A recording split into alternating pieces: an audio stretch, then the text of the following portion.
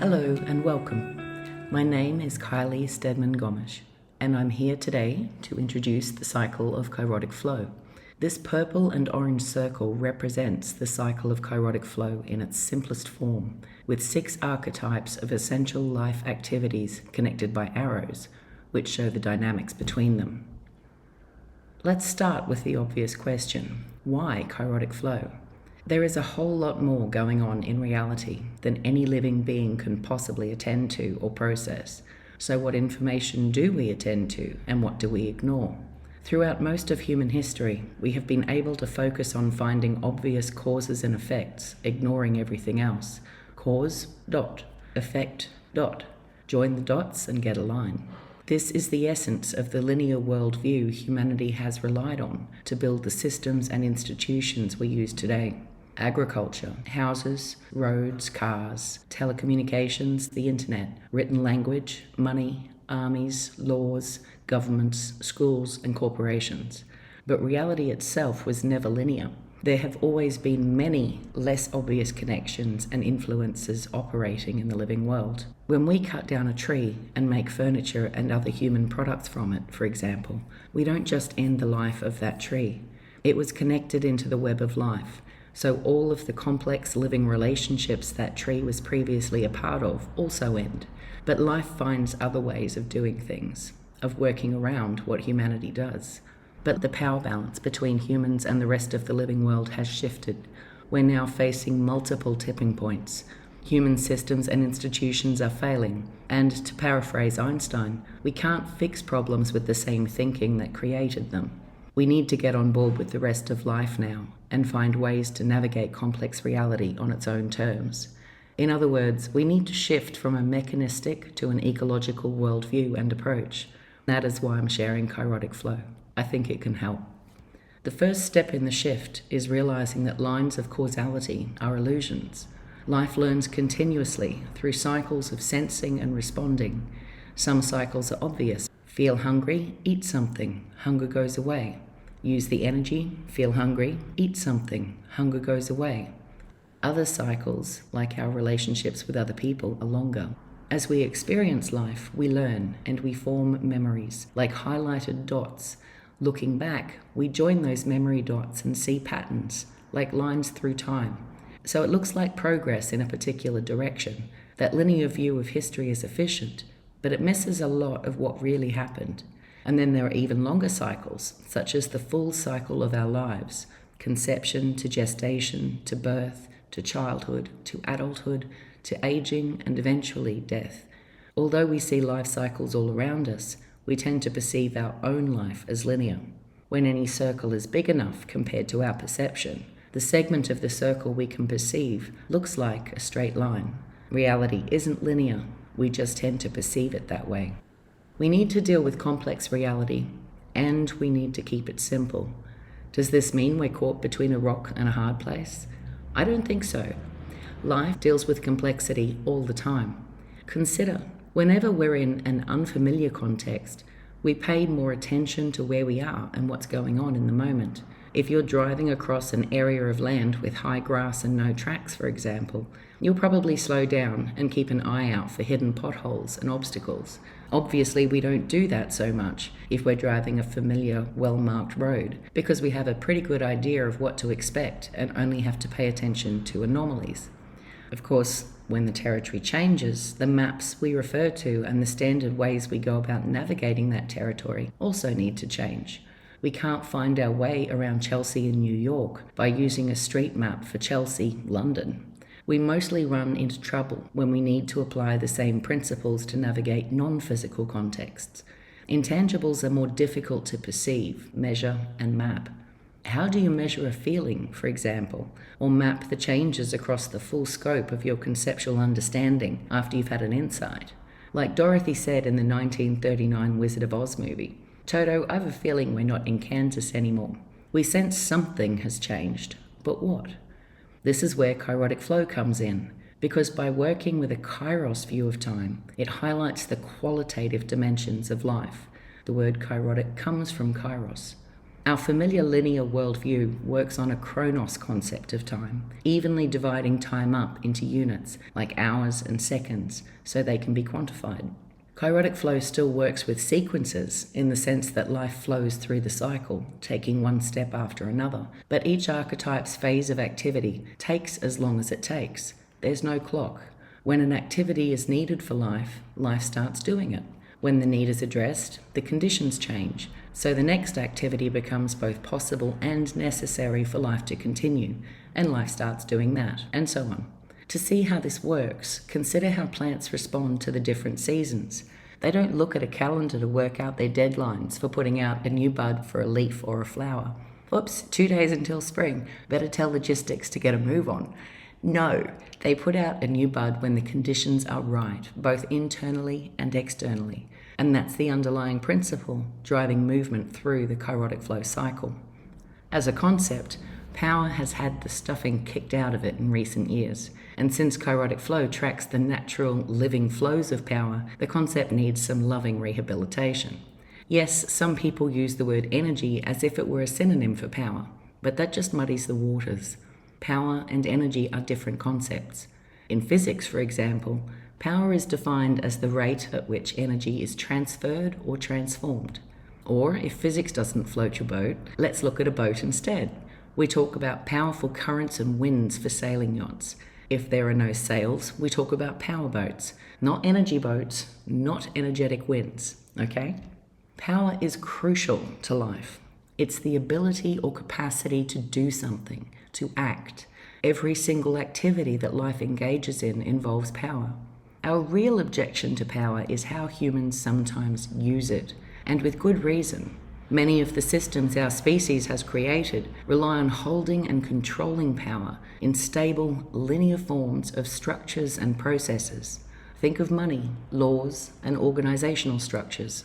Of course, this isn't always a bad thing. We need some stability in our lives. The trouble arises when those systems, structures, and processes hold power trapped in a form that does not suit the activity. When that happens, the misshapen power distorts or corrupts the activity. This is because every activity uses power differently. So the problem is not power per se, but rather the structures we've created that prevent energy from transferring and transforming to suit the activity we're trying to do. None of the archetypes stand alone. It's important to understand the core principles and dynamics of the Kairotic flow cycle as a whole. Kairotic flow is a cycle of the activities that any living being must perform competently in order to continue living. The 6 archetypes represent identifiable phases of those activities. Every activity involves processing particular information in a particular way. Input transformed to output. In Kairotic flow, this is the archetype's perspective on complex reality, the lens it applies to select and act on information. These perspectives are called archetypal roles. But life is continuously experiencing reality and learning how to respond to it, so there are also cycles within cycles. Every role or perspective has some part to play in every phase of activity. Kairotic flow does not sort complex reality into tidy boxes. It can't. It just helps bring what is relevant to a situation into focus. Every archetype, every phase of activity is equally needed and important to life. Failure to perform an activity when it's needed means death. This is why needs are at the very center of the diagram. Human-built systems are failing now because they largely hold and control power in forms that only support the visible archetypes on the orange right-hand side of the diagram, especially Cultivator and Regulator. The outputs of one archetype become inputs for the next. Every action has consequences. Each phase takes as long as it takes to complete, but once it is completed, the conditions have been set up for the next archetype's activity to be both possible and necessary. Skipping or backtracking isn't actually an option, tempting though it may be to focus our efforts, resources, and systems on the archetypes that look productive. All of the activities are necessary to life. For example, we have to sleep so our bodies can repair themselves and be capable of doing whatever we do during the course of the following day. See the dotted lines crossing the center of the diagram, pointing between opposing archetypes? They represent the right balancing of tensions or trade-offs between the perspectives and responsibilities of opposing archetypes. In a Steward phase, for example, Pioneer's perspective of birth and new life pulls Steward away from feeding zombies. Steward must let go of what it can no longer maintain, so that Curator can release resources from their old forms and make them available for Scout to gestate a new form of life. It's impossible to do justice to each of the archetypes in this brief presentation, so I'll just point to their essence. Expect them to feel fuzzy around the edges. Steward's job is to maintain, repair, and nurture the form that life already has, guarding what is sacred to the health of that being from destructive forces, and tending to its ongoing needs as a whole entity. The entity could be a cell, a plant, an ant colony, a human being, or a human-built organization. Steward's activity and perspective is effectively the same across contexts. We can, for example, steward ourselves, our families, institutions, countries, and the planet. When Steward fails, the next archetype, Curator, is needed to pluck the baby out of the bathwater. Curator determines what to keep for later use and what to dispose of. Curator is the death phase, not necessarily for the entity as a whole, but in the sense of stopping whatever is no longer fit for purpose and is wasting resources rather than meeting needs. Curator whittles life back to integrity and exposes unmet needs. After Curator comes Scout, the least visible of the archetypes because its subtle, delicate, vulnerable gestational activities are usually hidden behind protective barriers. A womb, a chrysalis, a seed, or an idea still forming in a mind. The Scout archetype's activities are exploratory, sensing into unknown surrounds and into what is needed to discover what is possible now and what is not, what is dangerous and what is not, what connections may be made now that did not exist before. Scout weighs up the potential benefits and costs of the possibilities it finds for meeting needs and prioritizes accordingly. The move from Scout to Pioneer is like birth or the start of a new day. Looking into the adjacent possible, Pioneer selects a path or option for action that looks promising and acts. Pioneer has a goal, an objective to reach. There is a point of focus, of agency striving towards something, testing a hypothesis and experimenting and iterating until it is viable in reality. The Pioneer phase starts with an attempt and, usually after much failure along the way, ends with success. Cultivator's job is to grow and thrive, using resources as effectively and efficiently as possible to increase vitality. Cultivator realizes potential, sensing into what works and what doesn't, probing for and listening to feedback from the environment and refining responses. Growth goes beyond mere size and scale. We can improve experiences, develop them to make them richer. We can make a product more beautiful, more useful, better in some way. Eventually, the returns on energy invested in improvement become too small to bother with, and repetition makes more sense. This is where Regulator comes in, ensuring that the process is repeated reliably so life can attend to other things. Regulator provides stable access to the substrates the entity needs, as and when they are needed. Think of skeletons in our circulatory system, transporting nutrients in our blood to wherever they are needed. And in society, our languages, roads, plumbing, sewage and irrigation systems, the internet, and software platforms. Once that distribution is set up, the cycle goes back to Steward for maintenance, repair, nurturing, and protection, not only of the systems Regulator just created, but of the whole living entity. A core principle of Kairotic flow is that power corrupts an activity when it is in a form that does not fit the activity. The archetypes have a seasonal quality to them, which makes sense when you consider that life on Earth evolved to survive in seasonal conditions. Spring starts with Pioneer and shifts to summer during Cultivator. Summer ends with Regulator, switching to autumn or fall in Steward. The shift from autumn to winter occurs during Curator, and then winter ends with Scout.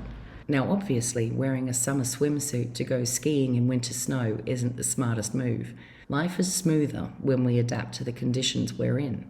As mentioned earlier, we've built most of our civilization around the Cultivator and Regulator archetypes. Summertime. Our global civilization as a whole is, however, presently in the winter is coming Curator phase, and Cultivator and Regulator conditions really do not help Curator do what it needs to do. Curator's activity is to pick through what doesn't work, to discern what is no longer fit for purpose and stop it after it has been tried in Steward and failed. Cultivator's growth-supporting conditions generate massive amounts of irrelevant, untested information that completely overwhelm Curator. Imagine trying to sort through the contents of a storage room when every time you make a carefully considered decision about whether to keep or discard one item, you discover that someone has just brought another 3 items into the room. How long before you stop making careful choices and either completely give up or start throwing things out willy-nilly? Curator needs conditions that support its discernment. Regulator conditions are equally corrupting for Curator, but in a different way. They support building reliable substrates, which then need to be tested in practice by Steward. Only failures need to go through to Curator, but if the conditions are set up to support Regulator, Curator gets bogged down in the red tape of making sure that what has been built is in compliance with the design. So let's take a quick look at the conditions each archetype needs to perform its activities in a healthy, uncorrupted way. The words in italics next to the archetype's names are the primary or key conditions that must be supported for the archetype because they're necessary for its work. The icons next to those, water pipes, rain clouds, and watering cans, represent the best approach to resourcing the archetype's activities and providing the health-promoting conditions it needs. The key condition Steward needs to have supported is trust. When we trust, we are open and vulnerable to receiving from the outside world. It doesn't matter how much water you give a plant if it cannot take it in. The water pipe represents a reliable flow of resources to meet needs. Steward must be able to unconditionally and reliably absorb the costs of meeting needs and provide an honest, transparent account of failures without fearing blame. Ideally, pay for Steward activities should also be stable and transparent to the whole to support trust. Curator's key condition is integrity. Curator calibrates or tunes to the essence of what is needed, removing anything that is not in integrity with the whole.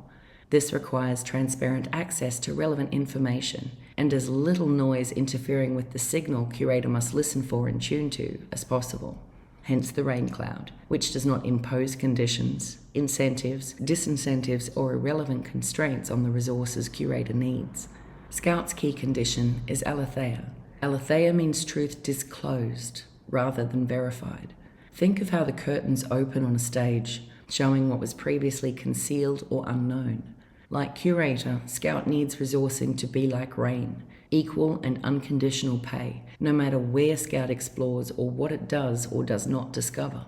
Goals, incentives, disincentives, and irrelevant constraints all get in the way. Scout needs time and freedom to explore all relevant possibilities, with no assumptions or expectations about what will be found. For Pioneer, the key condition that needs to be supported is innocence, keeping an open child's mind regarding how to achieve something that hasn't been done before. Like a toddler learning to walk, Pioneer's efforts will fail many times before they succeed, so being safe to fail is crucial. Disincentives are not helpful. Failure provides learning enough when trying to do something new. Incentives proportionate to the opportunity cost of focusing on one goal are fine, but shouldn't be so big as to encourage stupid risks or falsifying data. A watering can pattern of resourcing allows selection of worthy goals and experiments, while ensuring Pioneer's efforts are not too risky for the whole. We don't want bookcases to fall on top of an exploring toddler. We also don't want toddler to accidentally burn down the house. The key condition for Cultivator's phase of activity is grace. This is an interesting one, because while humans don't always show grace to each other, the rest of life shows the endless grace of forgiving our actions, just through trying to stay alive itself.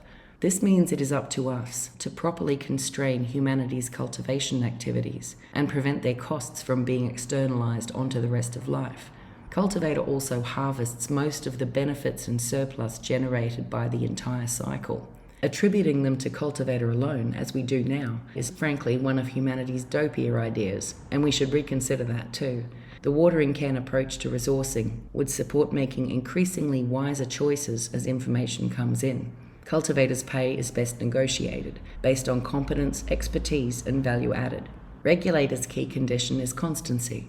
Options are narrowed in this phase to support life with predictable access to needed substrates, not to overly constrain diversity or freedom. Hence the water pipes, with resourcing driven by what is required to meet demand, according to best practice. Responsibilities and pay for fulfilling them should be stable and transparent, and the benefits harvested at Regulator, having been, again, generated by the whole cycle, should be distributed throughout the system to support the whole. Kairotic flow is like an adjustable lens, which can be focused to any scale. So deciding on scope is always the first step in applying Kairotic flow. Arthur Koestler's concept of holons is super helpful here. A holon is simultaneously a whole in itself and part of a greater whole. To me, applying Kairotic flow feels like sailing, with the primary holon being the boat and the people on board. The greater holon, of which the boat is a part, is the surrounding environment or external conditions, such as whatever is going on with the water, the wind, the surrounding landforms, if any, the weather, and so on. The internal conditions to consider for the primary holon include whatever is going on amongst the people on the boat, how the sails are set, the amount of water and fuel in the tanks, the safety equipment on board, and so on. Living through Kairos, like sailing, means responding to what is going on in the moment and preparing for what seems likely to come next. It's the serenity prayer in action, accepting the things you cannot change, changing the things you can, and endlessly seeking the wisdom to know the difference. Okay, we're nearly done. I do need to take a moment here to clarify that while I would love for you to try applying Kairotic flow in your own life and to share it and discuss it with others, Kairotic flow is not for commercial use. It is still in its scout gestation period, and I intend to steward it into the world with full integrity, not as a Frankenstein's monster that would likely do more harm than good. When it's mature enough, I'll certify apprentices, other practitioners, and organizations to use it under commercial licensing. In the meantime, I offer coaching and consulting services via my business website, presenceofmind.com. So if you would like some help, please don't hesitate to reach out. Now, if you want to apply Kairotic flow for yourself in your own life, here are the essential steps. First, pick the 2 relevant holons for whatever choice you're considering, just like I did in the sailing example. Second, figure out for those 2 holons which archetypal phase of activity each is presently in. Third, discern what the next right step is for the primary smaller holon to progress its activity.